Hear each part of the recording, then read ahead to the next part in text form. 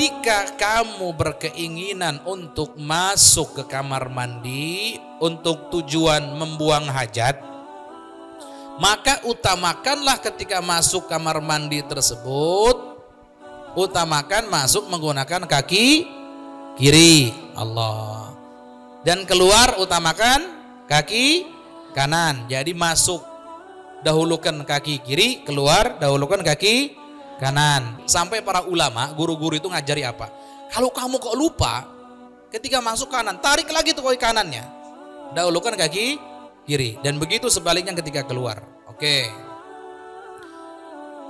Wala tastashib syai'an alaihi ismullah, dan jangan membawa sesuatu yang ada nama Allahnya.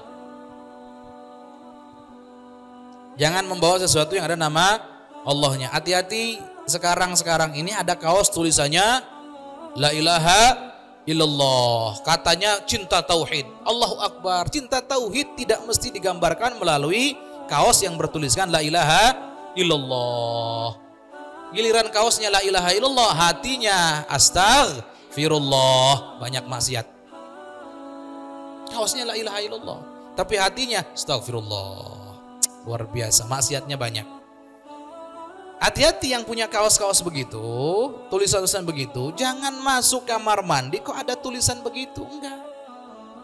Makruh itu hukumnya. Kalau sengaja menghinakan jadi haram. Termasuk yang ada cincin tulisannya La ilaha illallah Muhammadun Rasulullah. Contoh cincin, gimana Ustaz kalau cincin tulisannya begitu? Gampang. Sebelum masuk kamar mandi, antara lepas taruh di kantong, bisa. Nggak ada masalah. Lepas taruh di kantong. Yang penting tertutup. Yang penting tertutup. Atau tidak dilepas tapi tutupi tangannya begini.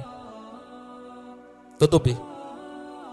Ingat, Islam itu salah satu keistimewaannya adalah detail dalam hal menempatkan segala sesuatu pada tempatnya. Serius, detail. Sesuatu yang agung tempatkan di tempat yang agung. Nama Allah itu, nama baginda Nabi sesuatu yang agung. Kamar mandi agung enggak? Enggak, tempat yang hina itu. Maka kalau begitu jangan masukkan sesuatu yang agung ke tempat yang hina. Ini normal, ibu punya intan berlian nilainya 1 triliun. Kira-kira mau nggak ditaruh di kloset? Cemplungin begitu? Enggak, pasti marah-marah. Atau disolokkan? Enggak juga. Kenapa? Suatu yang agung hendaknya ditempatkan di tempat yang agung. Bahkan luar biasanya dalam Islam, boleh enggak kita membaca Al-Quran ketika ruku atau sujud? Boleh enggak dalam mazhab kita? Haram dalam mazhab kita, enggak boleh. Walaupun ibu hafizah, bapak hafidh, ketika ruku jangan baca Al-Quran, sujud jangan baca Al-Quran. Maka nggak ada ceritanya kan. Himbauan sujud baca Quran, yang ada himbauan banyak doa. Kenapa? Al-Quran mulia. Sujud itu kita sedang menghambakan, menghinakan diri kepada Allah. Maka jangan bawa-bawa itu yang mulia. Allah, lihat sampai segitunya para ulama. Bagaimana agama Islam menempatkan segala sesuatu pada tempatnya, gitu ya. Ibu-ibu yang soleha, tolong perhatikan ini. Begitu pula mau masuk kamar mandi, pastikan nggak ada nama-nama mulia. Tidak hanya nama, bukan sebenarnya hanya nama Allah sebetulnya, nama baginda Nabi, nama-nama mulia jangan dibawa ke kamar mandi, jangan.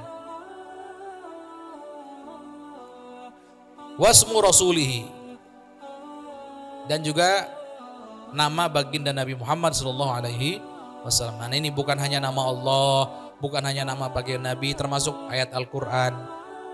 Ustadz, tapi gimana Ustadz kalau ditaruh di luar Al-Qurannya, takut ada yang ngambil Ustadz. Kalau gitu masukin kantong. Masukin kantong, kalau bisa Al-Qurannya kecil, kalau enggak tutup. Masukin ke bagian dalam, kira-kiranya tertutup oleh pakaian. Ya. Sama di kamar mandi juga zikir, jangan zikiran di kamar mandi menggunakan lisan, jangan. Kalau hati dianjurkan. Masuk kamar mandi. Kemudian bapak ibu karena orang soleh biasa zikir, lupa, saya punya wiridan belum selesai. Apa wiridnya? La ilaha illallah. Aja di kamar mandi la ilaha illallah, la ilaha, gitu ya. Dan nggak boleh. Itu hukumnya bisa makruh, bisa haram nanti, tergantung keadaan. Di hati saja kalau mau berzikir, di hati saja. Baik, lanjut. Wa qul 'inda dukhuli, dan katakan ketika masuk, Bismillah, a'udzubillahi minal rijzi wan najis al-khabithil mukhbis asy-syaithanir rajim. Ketika masuk. Ketika masuk itu ketika akan masuk maksudnya. Ketika akan masuk, masih di luar kamar mandi. Sudah akan masuk, baca. Kalau kita biasanya a'udzubillahi minal khubuthi wal khaba'ith, cukup, enggak apa-apa. Cuman Imam Ghazali sini lengkap. Bismillah, a'udzubillahi minal rijzi wan najis al-khabithil mukhbith asy-syaithanir rajim. Aku berlindung daripada setan, intinya gitu, yang menjijikan setan itu. Dan ketika keluar dari kamar mandi, kita juga mengucapkan apa? Wa indal khuruj ghufranak, ya Allah, anugerahkan pada hamba-Mu ini ampunan darimu ya Allah, gitu ya. Alhamdulillahilladzi adhaba anni ma yu'dhini wa abqa alayya ma yanfa'uni. Atau alhamdulillah adhaba anil hamma wal hazan, gitu bisa.